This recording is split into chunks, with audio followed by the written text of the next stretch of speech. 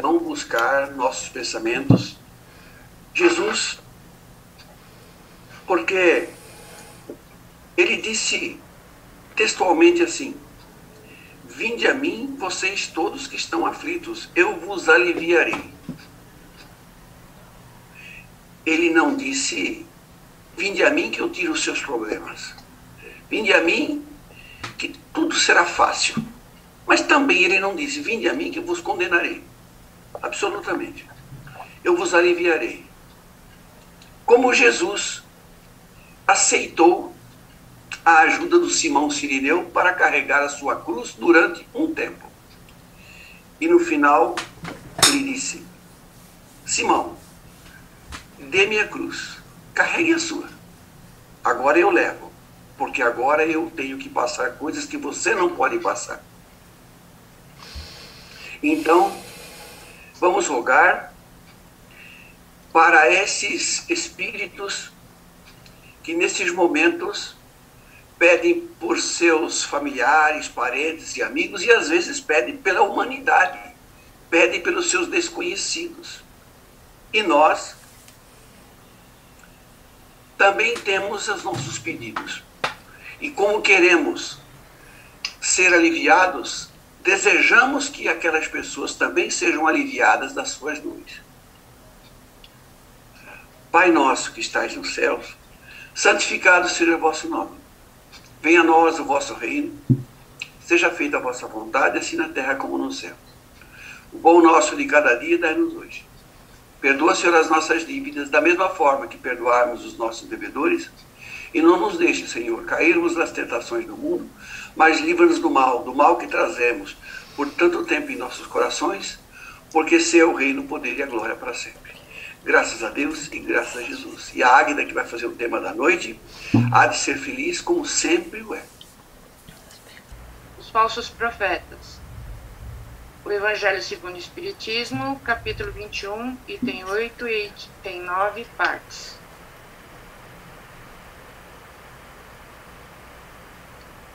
Se alguém vos disser, o Cristo está aqui, não procureis, mas, ao contrário, ponde-vos em guarda, porque são numerosos os falsos profetas.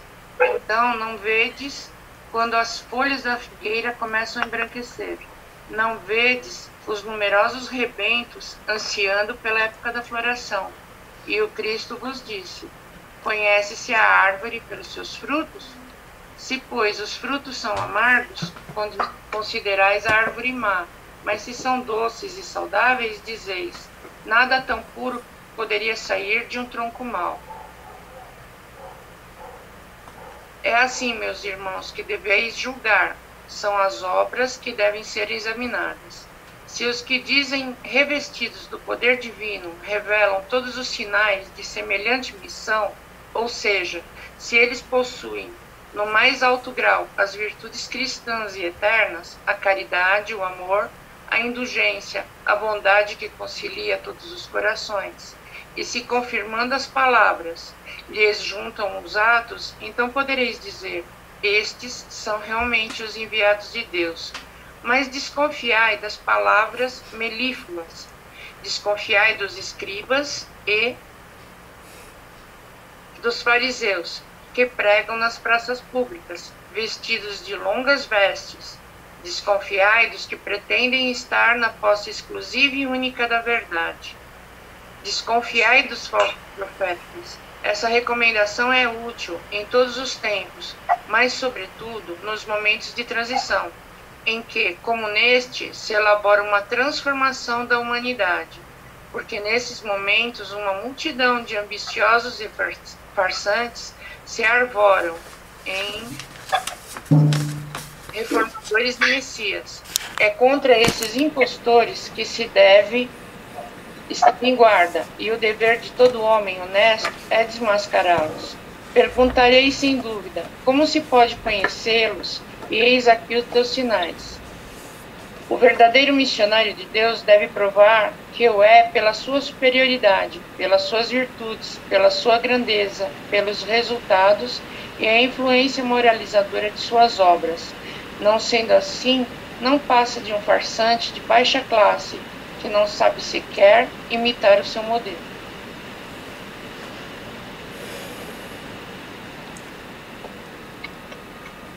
Boa noite novamente. Como vocês devem ter percebido, nós vamos começar a falar hoje sobre o livro A Gênese, que é a quinta obra da codificação feita por Kardec. E é o último que ele publicou em vida. Pode estar estranhando essa mensagem dos falsos profetas para falar da Gênese, mas é que aconteceu uma coisa muito importante e nós, como espíritas, precisamos estar atentos. O que eu vou falar hoje tá aqui, ó. Então, esse eu não sei, acho que não dá para ver. Não dá para ver. Mas essa é uma edição, tá? De 2018, lançada pela FEAL. E por que que ela é importante? É justamente o que nós vamos falar hoje. Quando Kardec lançou essa obra, a Gênese, então lembra, primeiro é o Livro dos Espíritos, depois o Livro dos Médiuns, depois o Evangelho segundo o Espiritismo, aí vem o Céu e o Inferno, e a Gênese é a conclusão da obra de Kardec em vida. Eu falo em vida porque depois as pessoas pegaram o material que ele estava compilando para fazer uma nova obra e publicaram obras póstumas, né? Mas então o assunto é a Gênese. Quando Kardec lançou a Gênese, São Luís, que é um grande cooperador de todas as fases da elaboração da doutrina espírita, ele fala, eu não vou falar as passagens inteiras, gente, porque senão a gente precisaria de uns 2 dias para ficar aqui. E não temos esse tempo, certo? Então, o que é importante é que São Luís fala sobre o lançamento da Gênese, né? Ele fala que ao atributo de consolador, então, o Espiritismo já era o consolador, né? Acrescenta-se, então, o de educador e condutor do espírito em ciência, em filosofia e em moralidade. Ele fala que a obra anterior havia já conquistado os corações, porque o sentimento precisava de tudo aquilo, e que a Gênese vinha, além de para os corações, ela vinha para as inteligências. A Gênese vinha para assegurar os fundamentos da doutrina no coração e dar um passo à frente à unidade de de todos aqueles que tinham interesse pela doutrina.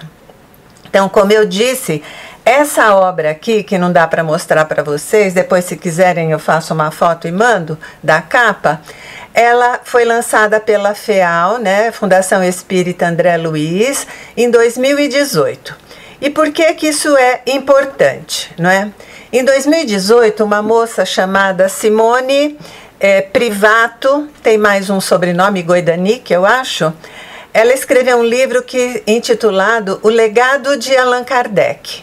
E nesse livro ela apresenta provas que ela colheu na França de que essa tradução que foi feita por quase todas as editoras da Gênese, ela se baseou na 5ª edição da Gênese que foi considerada.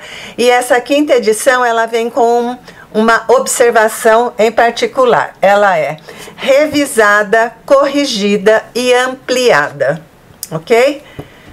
Só que, qual é o buchicho? Kardec, em vida, ele só publicou até a 4ª edição. A 5ª edição ela foi feita depois do desencarne de Kardec. Então, por isso que a pessoa que publicou colocou isso, né, de ser ampliada, revista e corrigida, né? Então, a Simone, ela colheu na França as provas de que essa 5ª edição não teve em nada a participação de Kardec. E por que que ela sabe disso?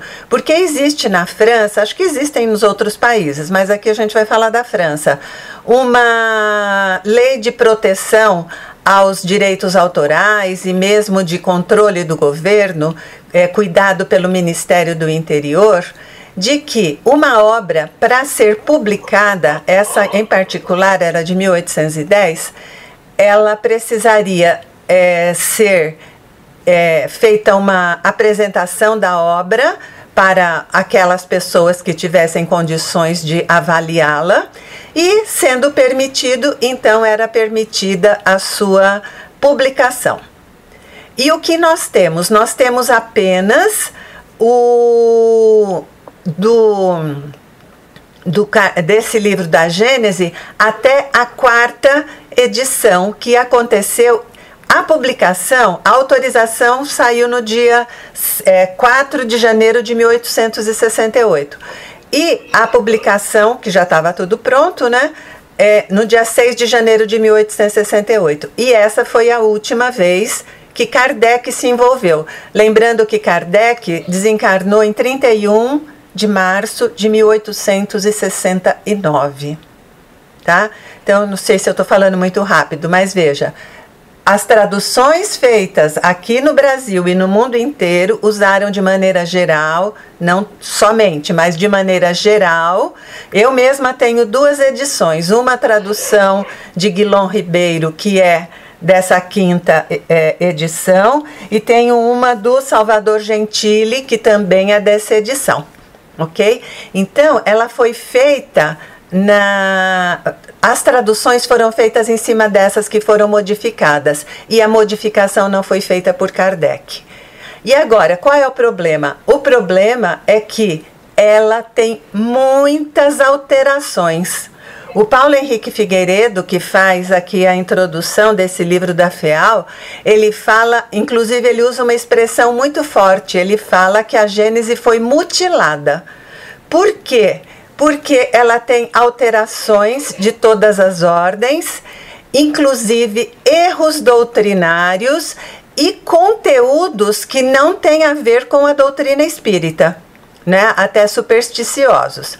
Agora eu vou ter de falar. Eu ainda não pude conferir palavra por palavra do que está dito aqui comparando as 2 obras, mas conforme eu for fazendo, eu vou apontando onde é que estão as divergências entre o que Kardec escreveu e que o Leymarie mudou.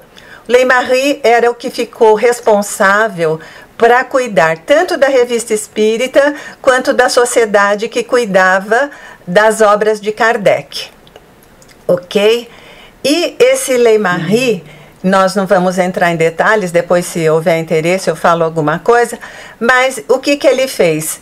A Amélie Boudet, que era a viúva de Kardec, ela passou essas coisas para ele, só que o Leymarie, ele estava com desvios de julgamentos e outras coisas, e ele fez essas alterações por conta própria, sem sequer a Amélie Boudet ser informada de que ele estava alterando a obra de Kardec.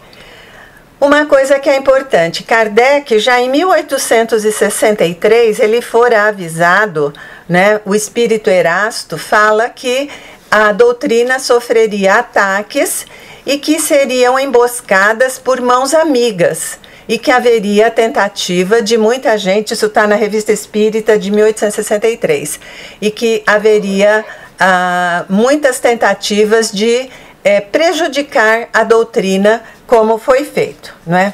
Então, em 1881, então o Paulo Henrique ele se propõe a apresentar tudo isso. Em 1881, Kardec dá uma comunicação na casa da Amélie.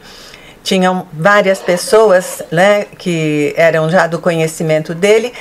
E assim, só para ter noção da gravidade, o Kardec fala para Amélie encerrar a ligação, a relação com essa sociedade que o Leymarie estava cuidando, e que não era mais para fazer parte, para ele transferir tudo que fosse da sociedade para uma nova sociedade e abrir também uma nova revista.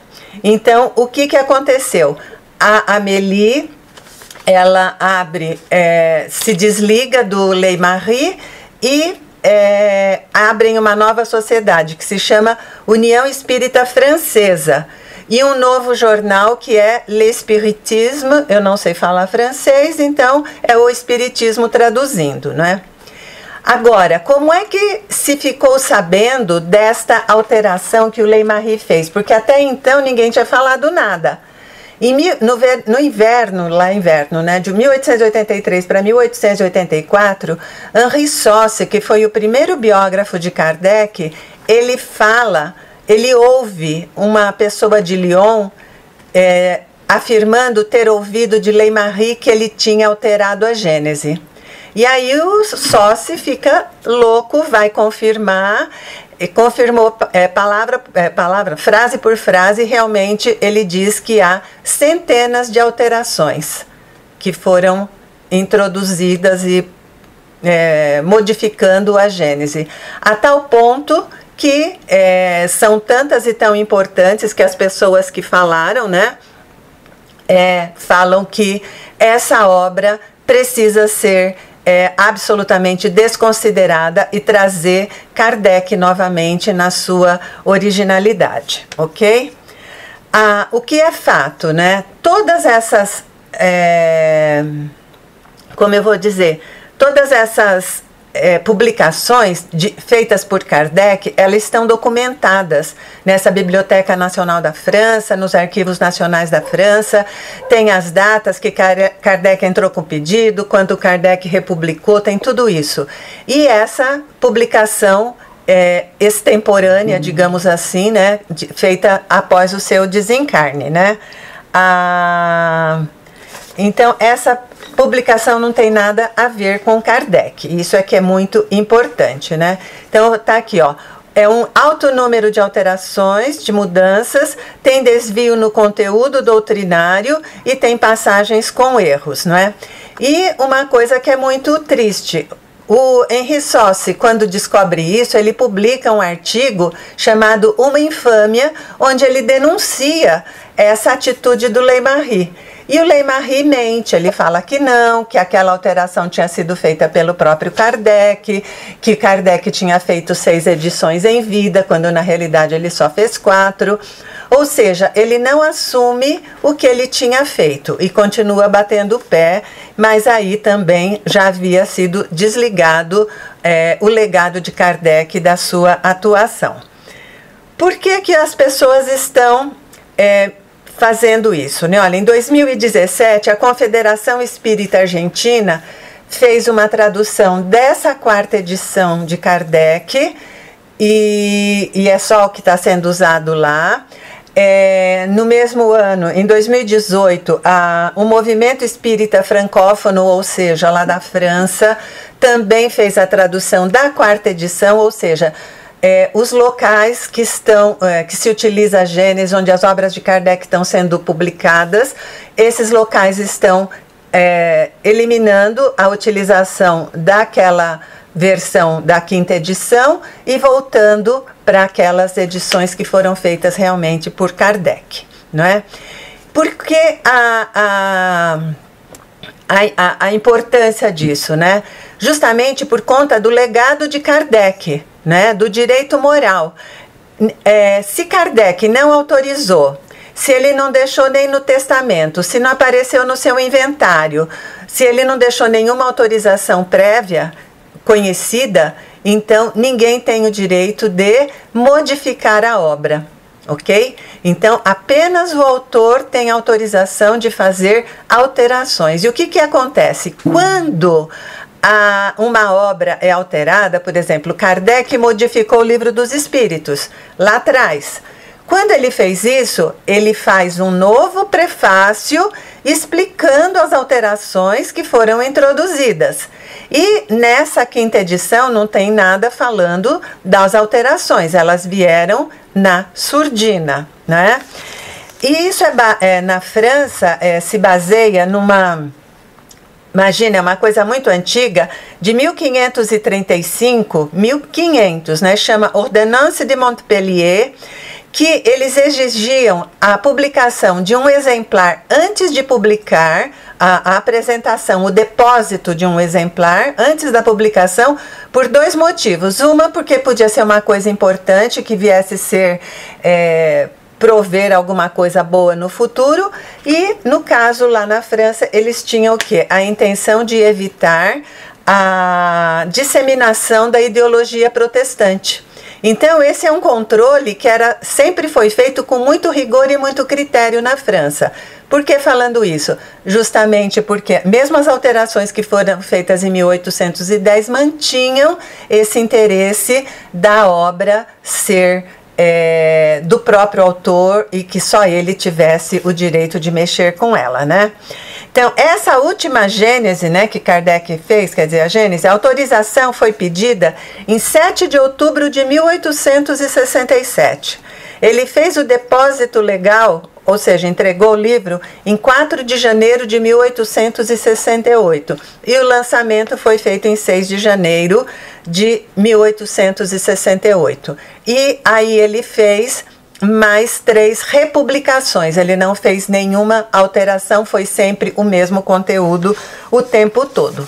E se a outra obra foi publicada em 1872, significa que Kardec não participou nem autorizou isso daí, tá? Ele não deixou nenhuma informação sobre a sucessão da obra.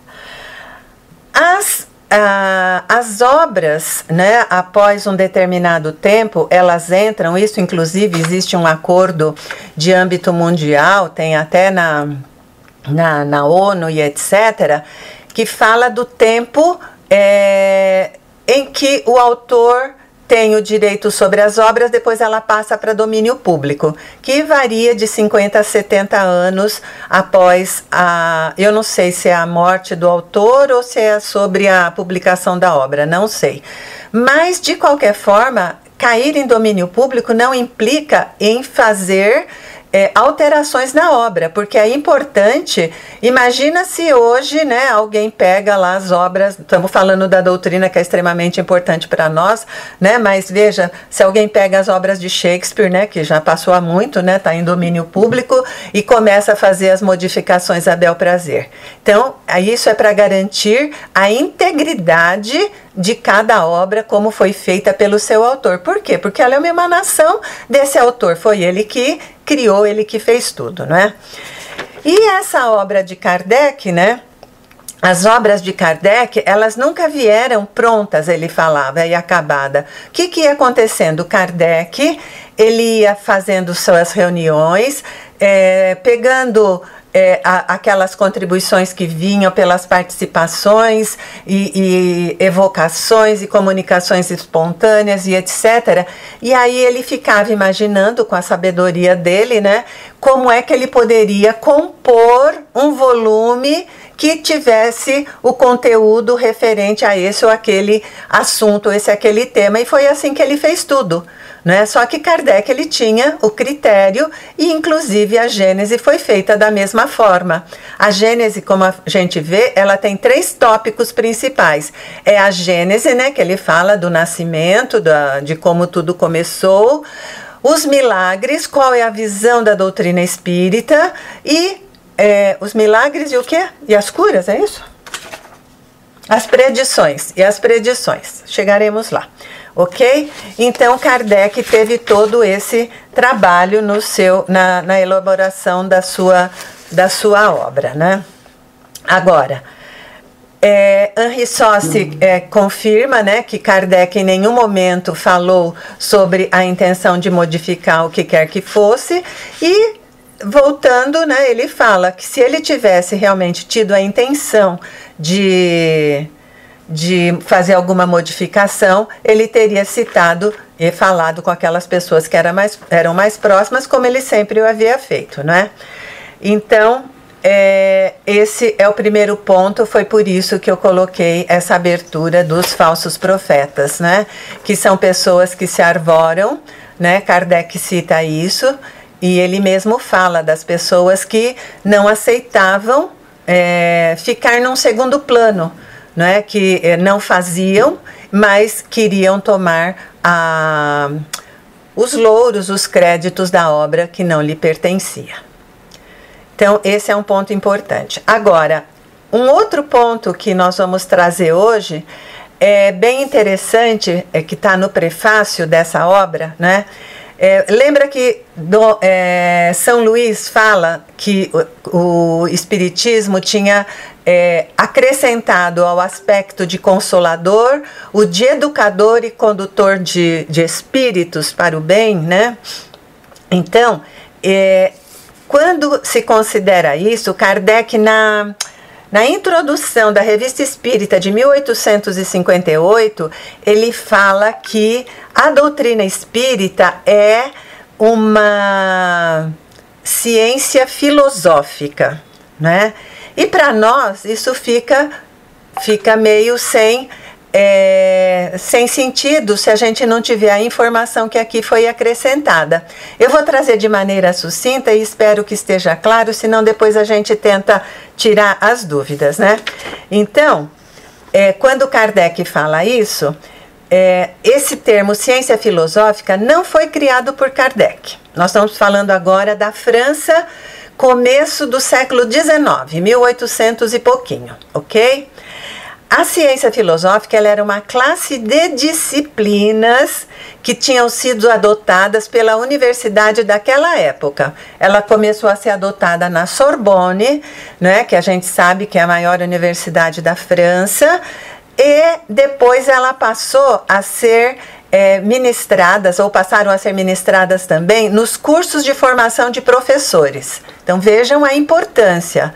Professor faz cabeça, né? Então, formação dos professores. E qual era a ideia? Ele chamava que a partir de mais ou menos 1830, lá na França, a filosofia oficial adotada se chamava espiritualismo racional. Espiritualismo racional, ok? Que era o quê? Era uma reação ao materialismo radical, né, que estava assolando a universidade. Kardec, então veja, as universidades estavam materialistas, tudo era materialismo, ceticismo e etc, né? Então o próprio Kardec fala que a incredulidade era a moda, não é? E o espiritismo ele surge no momento certo, no momento crucial. Por quê?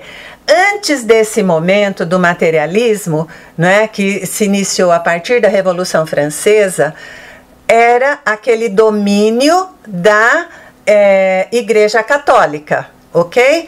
Que preconizava o quê? A fé cega e a obediência passiva.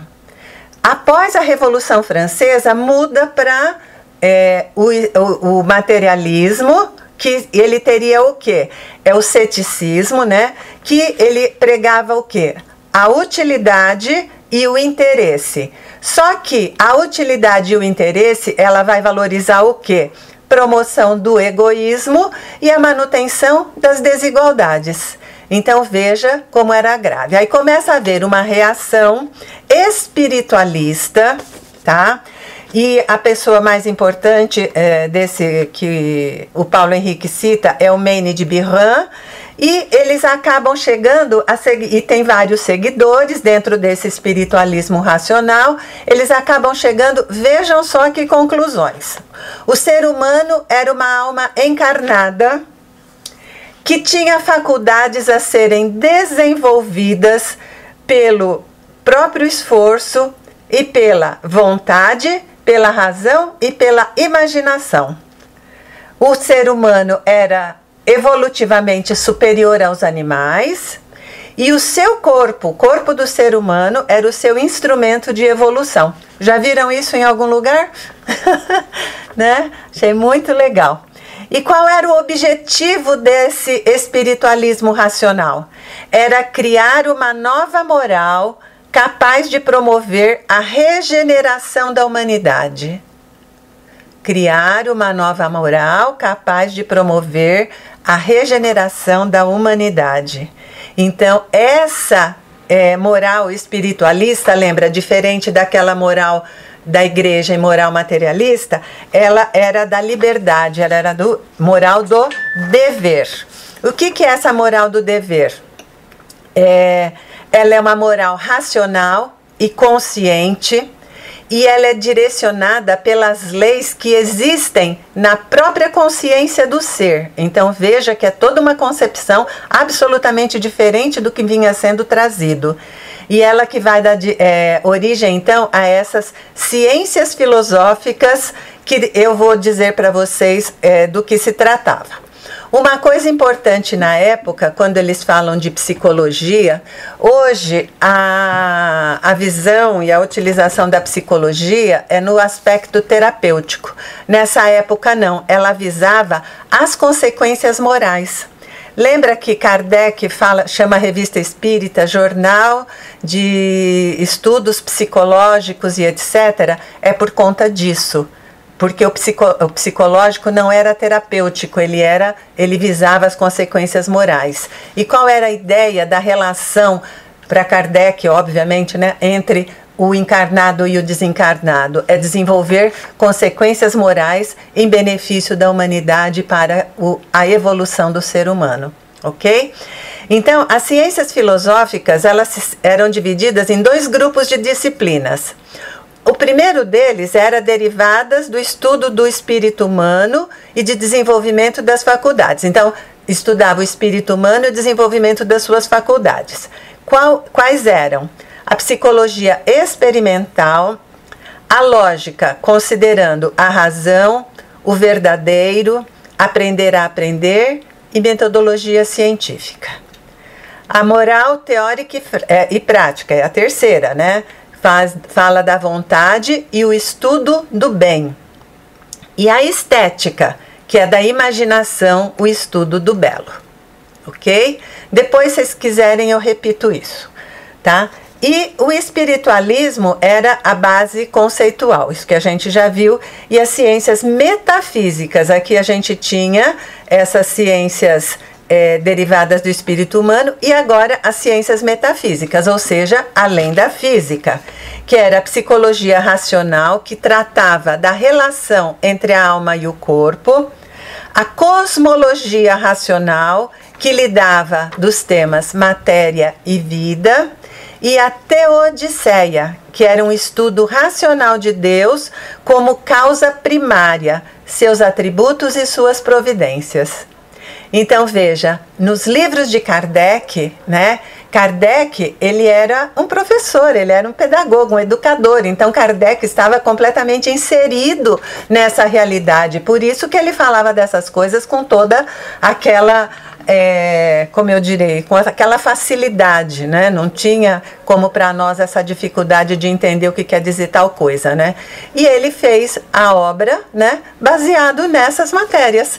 É assim, tanto que a gente vê qual é a primeira pergunta do Livro dos Espíritos. O que é Deus? Isso aqui está contido aonde? Nessa teodiceia, né? Então, é muito legal, né? Então, as estruturas dos livros seguem isso, fala do nome, e daí Kardec qualifica o espiritismo como uma ciência filosófica, né? Então, só um último comentário, que o nosso tempo está acabando. A gente vê, quando a gente estuda a doutrina, que a parte prática, experimental dessa coisa que resultou na doutrina, começou na América. A gente vê as irmãs Fox, aqueles outros médiums lá, né, Andrew Jackson e etc., mas a parte filosófica e teórica, ela aconteceu na Europa. Foi só na Europa e basicamente, né, na França com Kardec, é que as consequências morais da existência do espírito, dessa forma como traz a doutrina, só foi vista mesmo inicialmente, né, no caso, na Europa, né? Então, essas buscas para a humanidade. E como o tempo acabou, eu ia ler um trecho que Kardec fala, que é justamente aqui na Gênese, no capítulo 18. Depois, se for possível, eu leio, ok?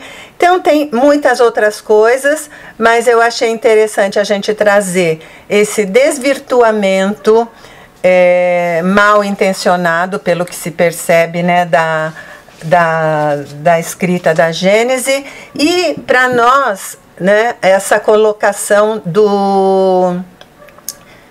das expressões e de como Kardec se familiarizava com isso, e ele também usou todos esses temas para desenvolver a codificação como nós a recebemos e conhecemos hoje.